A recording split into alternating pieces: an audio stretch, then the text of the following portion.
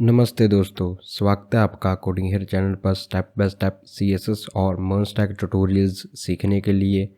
पिछली वीडियो में हमने जस्टिफाई कंटेंट प्रॉपर्टी को समझा था और देखा था कि फ्लेक्स आइटम्स को मेन एक्सिस के अलोंग कैसे अलाइन किया जाता है। आज हम एक और इम्पॉर्टेंट प्रॉपर्टी सीखेंगे जो फ्लेक्स बॉक्स को और रिस्पॉन्सिव बनाती है, जो है flex wrap. Flex wrap property क्या करती है? Sets whether flex items are forced onto one line or can wrap onto multiple lines। का means flex wrap property decide करती है कि फ्लेक्स आइटम्स एक लाइन में फोर्सफुली फिट करेंगे या फिर मल्टीपल लाइंस में रैप हो सकते हैं। डिफ़ॉल्ट बिहेवियर में सारे आइटम्स एक ही लाइन में रहते हैं, चाहे वो कंटेनर के बाहर ही क्यों ना चले जाएं, लेकिन फ्लेक्स रैप का यूज़ करके हम आइटम्स को मल्टीपल लाइंस में भी अरेंज कर सकते हैं।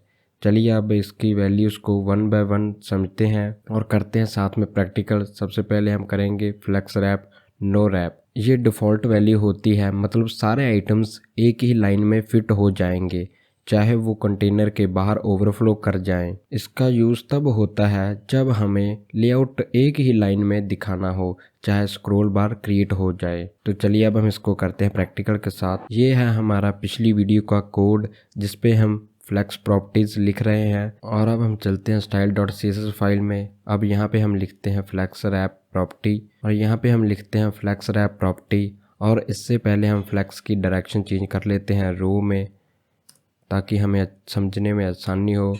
और यहाँ पे हम जस्टिफाई कंटेंट स्पेस बिटवीन ही रहने देते हैं। और यहाँ पे अभी के लिए हम लिखते हैं फ्लेक्स रैप और एक बार पहले हम लिखते हैं नो रैप। सेव करते हैं और यहाँ पे ब्राउज़र में करते हैं रिफ्रेश। एक बार इनकी हाइट को इंक्रीज़ कर लेते हैं, यहाँ पे हम करते हैं 100। सेव करते हैं और यहाँ पे करते हैं रिफ्रेश। एक बार हम इनकी विड्थ को इंक्रीज़ करते हैं, क्योंकि हम देखना चाहेंगे कि ये आइटम्स नेक्स्ट लाइन में आती हैं या फिर ओवरफ्लो होती हैं। एक बार हम यहाँ पे इनकी विड्थ को 300 पिक्सल लिख देते हैं। सेव करते हैं और यहाँ पे करते हैं रिफ्रेश। यहाँ पे आप देख सकते हो जैसे ही मैंने इसको रिफ्रेश किया तो जो आइटम्स की विड्थ है वो तो इंक्रीज़ हुई है, बट जितनी हमने इनको इंक्रीज़ किया है 300 पिक्सल उतनी नहीं हुई है। फ्लेक्स ने क्या किया है, इनकी विड्थ को उतना ही इंक्रीज़ किया है जितना ये एक लाइन में फिट हो जाएं।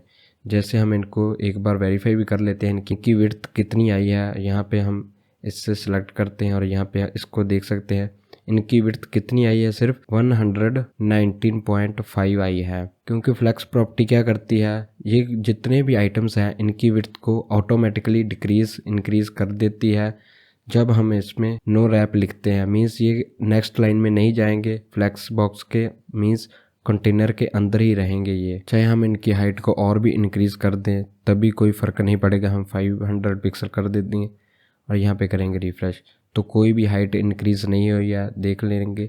हम यहाँ पे रिफ़्रेश भी कर रहे हैं तो यहाँ पे कोई भी हाइट विड्थ में चेंजेस नहीं आ रहा है। और एक बार हम यहाँ पे इनकी 300 विड्थ को कर लेंगे। तो अब बात करते हैं हम फ्लेक्स रैप प्रॉपर्टी वैल्यू की। रैप का मतलब है कि आइटम्स ऑटोमेटिकली नेक्स्ट लाइन में चले जाएंगे जब एक लाइन में स्पेस ख़त्म हो जाता है।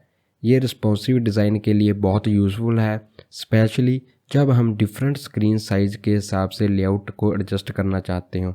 जैसे हम लैपटॉप के लिए, फ़ोन के लिए, टैबलेट के लिए और भी जितनी स्क्रीन्स होती हैं उनके हिसाब से हम उनके आइटम्स को एडजस्ट कर सकते हैं। चलते हैं हमारे VS कोड में, प्रैक्टिकल करते हैं।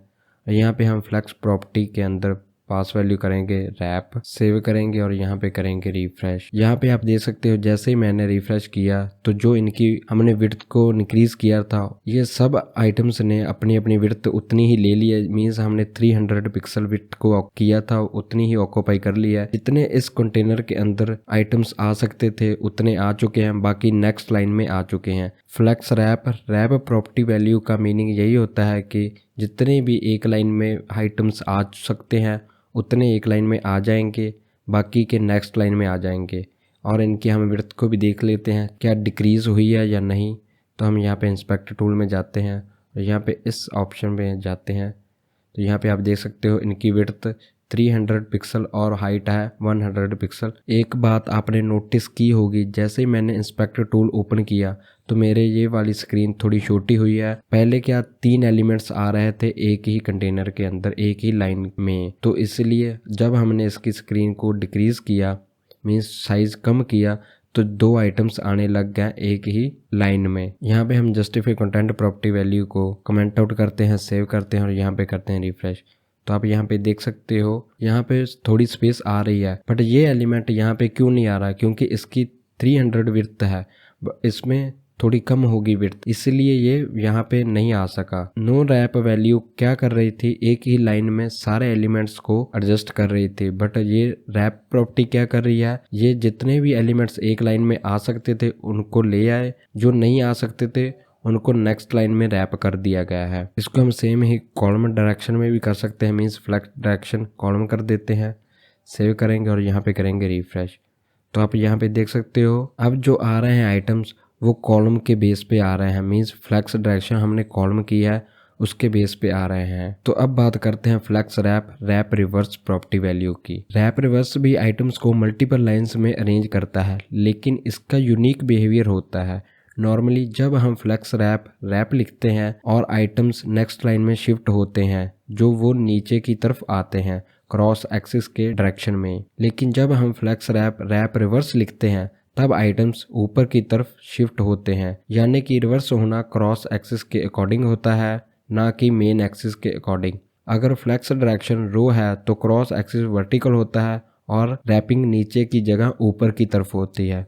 अगर फ्लेक्स डायरेक्शन कॉलम है तो क्रॉस एक्सिस हॉरिजॉन्टल होता है और रैपिंग राइट टू लेफ्ट के बजाय लेफ्ट टू राइट रिवर्स होगी। ये पॉइंट बहुत ही इंपॉर्टेंट है क्योंकि बिगिनर्स अक्सर कंफ्यूज हो जाते हैं कि रिवर्स किस एक्सिस के बेस पे होता है।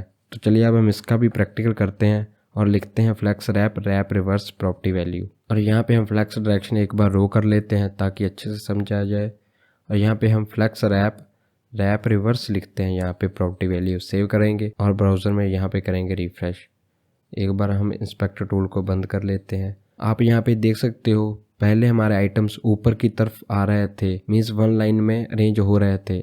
अब जैसे ही हमने रैप रिवर्स लिख दिया है तो आइटम्स हमारे नीचे की लाइन में आ रहे हैं। तो ये किस बेस पे शिफ्ट हुए हैं, तो ये क्रॉस एक्सिस के बेस पे शिफ्ट हुए हैं। जेकर हम यहाँ पे फ्लेक्स डायरेक्शन कॉलम लिख देंगे, अब सेव करेंगे, अब यहाँ पे करेंगे रिफ्रेश। जैसे ही मैंने इसको रिफ्रेश किया तो आप यहाँ पे देख सकते हो पहले हमारे आइटम्स यहाँ से स्टार्ट हो रहे थे और नेक्स्ट लाइन यहाँ पे आ रही थी। तो अब क्या हो रहा है, हमारे ये आइटम्स पहले यहाँ से शुरू हो रहे हैं और नेक्स्ट लाइन यहाँ पे आ रहे हैं। एक लाइन यहाँ पे आ रही है, मीन्स यहाँ से एक लाइन खत्म हो रही है, फिर नेक्स्ट लाइन आ रही है। पहले हमारी लाइन में 4 आइटम्स आए और फिर नेक्स्ट लाइन में 3 आइटम्स आए हैं। तो दोस्तों आज हमने फ्लेक्स रैप प्रॉपर्टी सीखी जिसमें नो रैप और रैप रिवर्स किया है। रैप रिवर्स में आइटम्स मल्टीपल लाइंस में शिफ्ट होंगे लेकिन क्रॉस एक्सिस के ऑपोजिट डायरेक्शन में।